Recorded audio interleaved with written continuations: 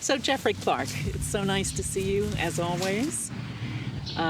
You are one of the original founding group of music from Poplar Hill, the Joe Ricks music series.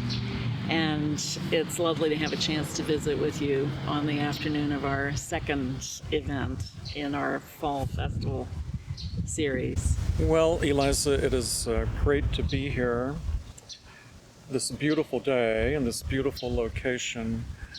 I have been so impressed with the progress we've made on this concept that seemed like it was maybe a step too far when we got going, but just look at what we've achieved in a pretty short period of time with not a whole lot of resources to depend upon. So I'm happy to be here and great to see you, and I look forward to the performance later today and of course the workshop tomorrow. So good to be here. Yeah, it is good to be here. This being the year 2020, the year of the pandemic, it took a lot of faith and heart and soul for this little group of founders to move ahead with the series. Well, it certainly did. Look at how many things have been derailed and postponed or started and then shut down, like some of the schools and some of the athletic events. But so far, we're pretty lucky. We've avoided catastrophe. We've set up quite strict protocols on avoiding COVID infestation, and people have followed the rules, and so far, no problems. And it helps that we have a small historic venue, so we're not talking big crowds at our events, but it's really perfect for the kind of events we're trying to do, because it really gets the audience close to the performers, and certainly students who come, it gives them an opportunity to see the performers up close. Well, of course, the church is quite small. Right. But then when you have safe seating, that really does reduce the crowd.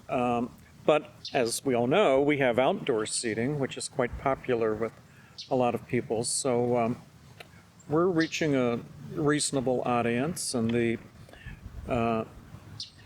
tape that we'll end up with will be something we can send to supporters and friends anywhere, everywhere. So it'll live on beyond just these concerts. Yeah, Joe Ricks has kind of a legion of friends and relatives who now, almost 2 years after her passing, remain quite invested in this effort that we're making. So there'll be a lot of people very eager to see the tape that we're working on. I sent out the programs from the previous concert, September 18 concert, with great response. People in North Carolina, Ohio, Virginia.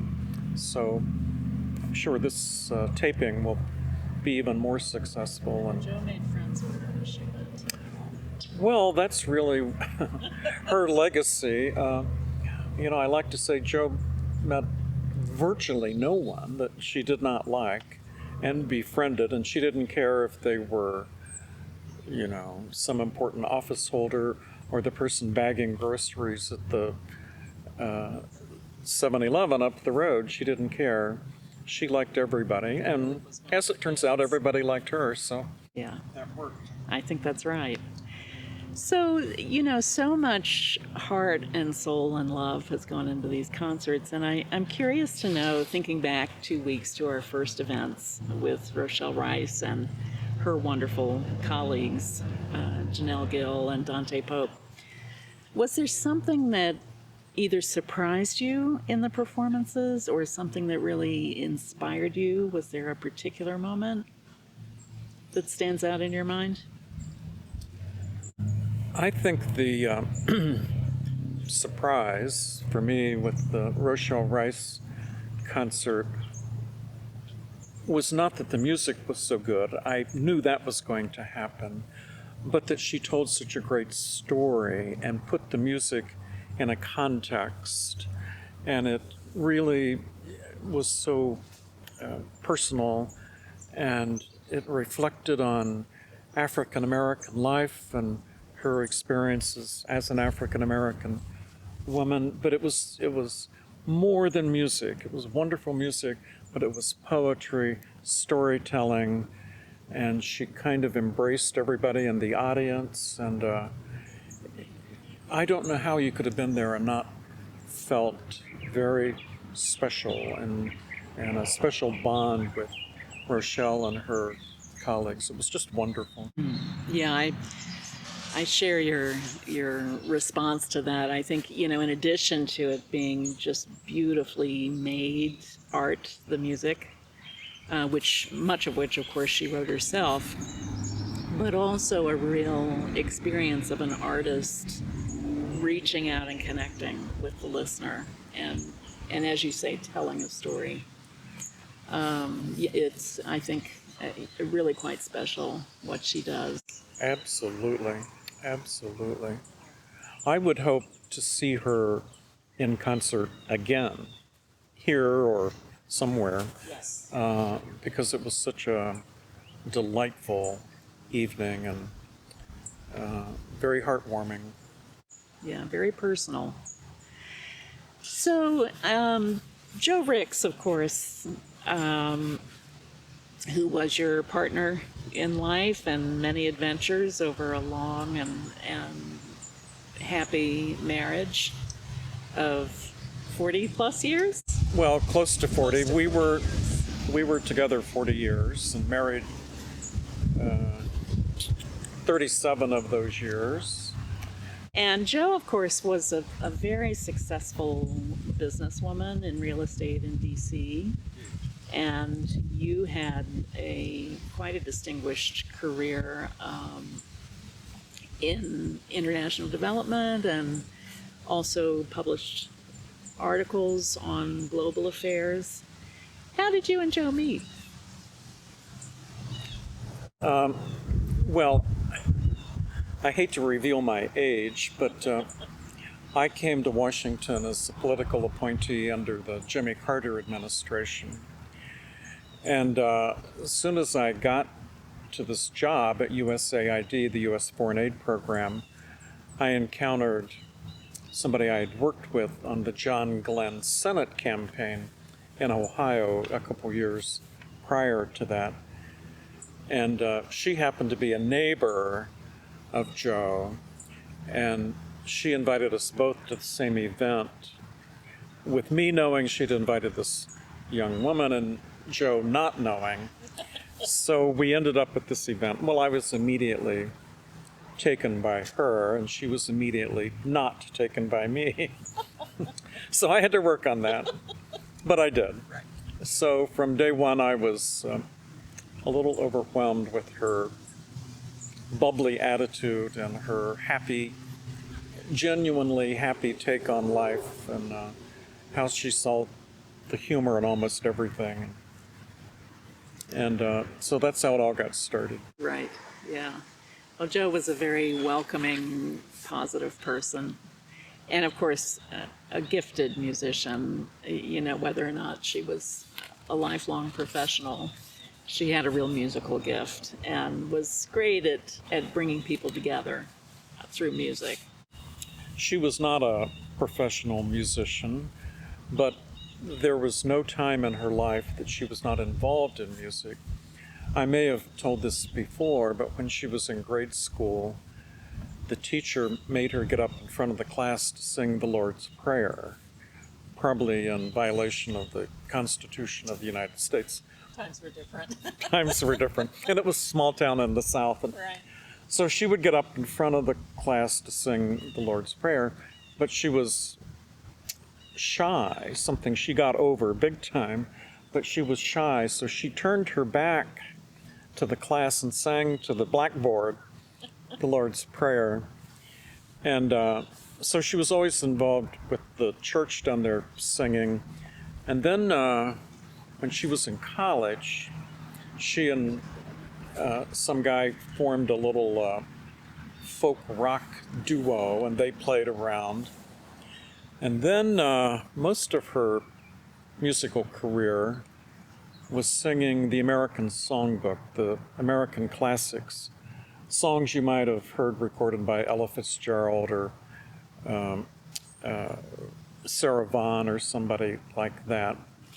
And then late, much later, decades later, all of a sudden she became a rock and roll star and was the lead vocalist for a local group here in St. Mary's County called Hook, Line, and Sinker, which was extremely popular and a lot of fun. And that was when I started my musical career, because I was the manager of the band. I love it. And booked them at different places around the county, and managed the production of a CD that we cut a few years ago and sold out.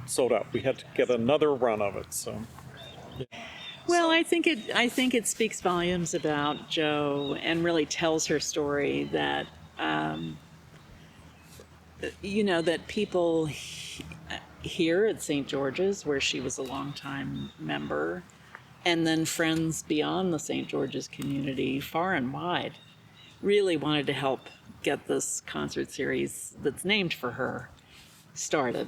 And I think it's a fitting tribute to her. It's all about bringing people together. It's all about a range of musical interests, which is very much Jo. And I think it's really a lovely and very appropriate tribute, I think, to her memory. Well, when when Jo left us, I suggested in different announcements in her obituary that we not deal with flowers, but that people might consider a small donation to St. George's. Well, as it turns out, it wasn't such a small total. And then it was, what do we do with this money? And conversations with Father Greg and others led to the idea that rather than stained glass window or a fountain, we might consider a living memorial, and something that would involve people in the community, including the church, but not limited to the church. And it sort of took off, and here we are. And those funds, of course, help to fund some of the restoration of the church so that it would be more appropriate for performances as well as for worship services. So, yeah, it's very much a Jo Ricks project. Well, it's a cliche, but she would be extremely happy to see what we have done here and what's underway. And the workshops with the school children would be especially meaningful for her, I do believe. That's nice to hear. Yeah, she would Thank love you. it. Yeah.